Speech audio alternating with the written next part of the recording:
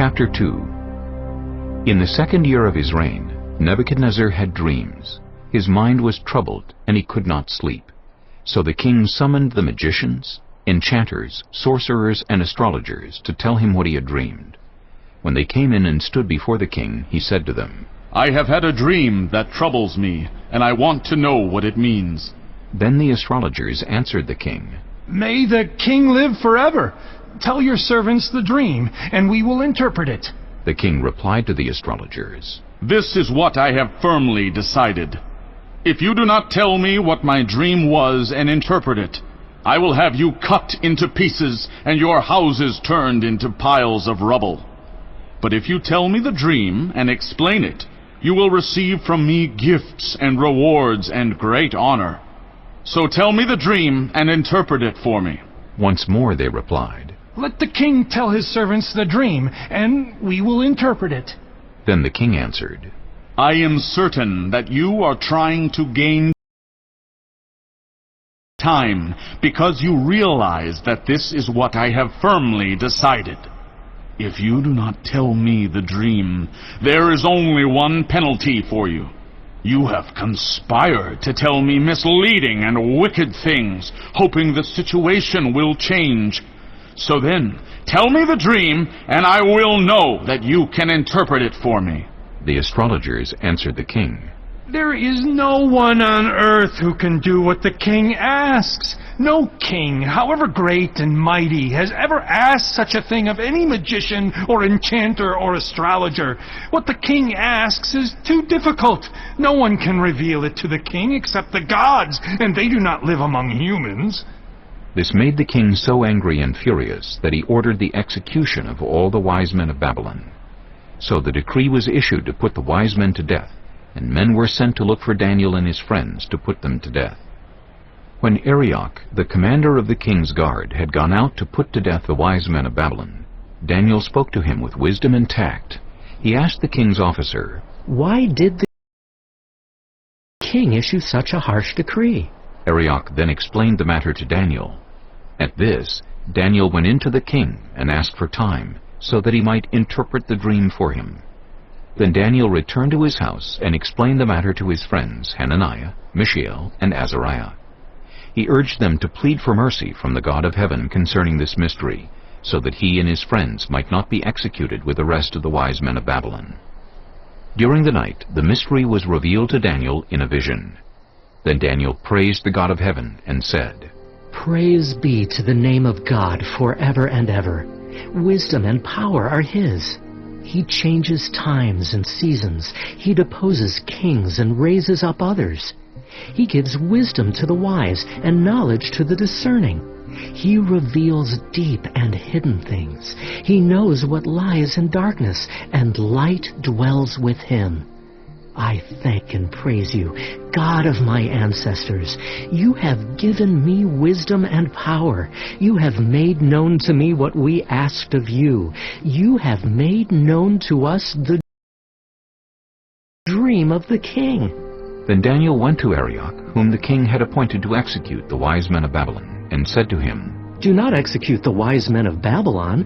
Take me to the king, and I will interpret his dream for him." Arioch took Daniel to the king at once and said, "I have found a man among the exiles from Judah who can tell the king what his dream means." The king asked Daniel, also called Belteshazzar, "Are you able to tell me what I saw in my dream and interpret it?" Daniel replied, "No wise man, enchanter, magician, or diviner can explain to the king the mystery he is asked about. But there is a God in heaven who reveals mysteries. He has shown King Nebuchadnezzar what will happen in days to come. Your dream and the visions that passed through your mind as you were lying in bed are these. As your majesty was lying there, your mind turned to things to come, and the revealer of mysteries showed you what is going to happen. As for me, this mystery has been revealed to me, not because I have greater wisdom than anyone else alive, but so that your majesty may know the interpretation and that you may understand what went through your mind. Your majesty looked, and there before you stood a large statue, an enormous, dazzling statue, awesome in appearance. The head of the statue was made of pure gold, its chest and arms of silver, its belly and thighs of bronze, its legs of iron, its feet partly of iron and partly of baked clay. While you were watching, a rock was cut out, but not by human hands. It struck the statue on its feet of iron and clay and smashed them. Then the iron, the clay, the bronze, the silver, and the gold were all broken to pieces and became like chaff on a threshing floor in the summer. The wind swept them away without leaving a trace, but the rock that struck the statue became a huge mountain and filled the whole earth. This was the dream, and now we will interpret it to the king. Your Majesty, you are the King of Kings. The God of heaven has given you dominion and power and might and glory. In your hands he has placed all mankind and the beasts of the field and the birds in the sky. Wherever they live, he has made you ruler over them all. You are that head of gold. After you, another kingdom will arise, inferior to yours. Next, a third kingdom, one of bronze, will rule over the whole earth.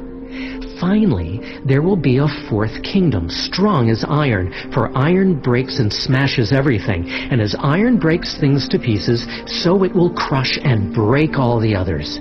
Just as you saw that the feet and toes were partly of baked clay and partly of iron, so this will be a divided kingdom. Yet it will have some of the strength of iron in it, even as you saw iron mixed with clay. As the toes were partly iron and partly clay, so this kingdom will be partly strong and partly brittle. And just as you saw the iron mixed with baked clay, so the people will be a mixture and will not remain united, any more than iron mixes with clay. In the time of those kings, the God of heaven will set up a kingdom that will never be destroyed, nor will it be left to another people. It will crush all those kingdoms and bring them to an end, but it will itself endure forever. This is the meaning of the vision of the rock cut out of a mountain, but not by human hands, a rock that broke the iron, the bronze, the clay, the silver, and the gold to pieces. The great God has shown the king what will take place in the future. The dream is true, and its interpretation is trustworthy.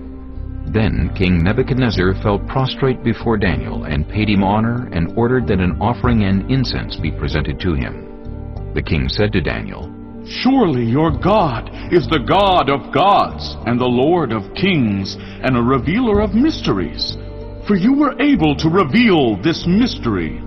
Then the king placed Daniel in a high position and lavished many gifts on him. He made him ruler over the entire province of Babylon and placed him in charge of all its wise men. Moreover, at Daniel's request, the king appointed Shadrach, Meshach, and Abednego administrators over the province of Babylon, while Daniel himself remained at the royal court.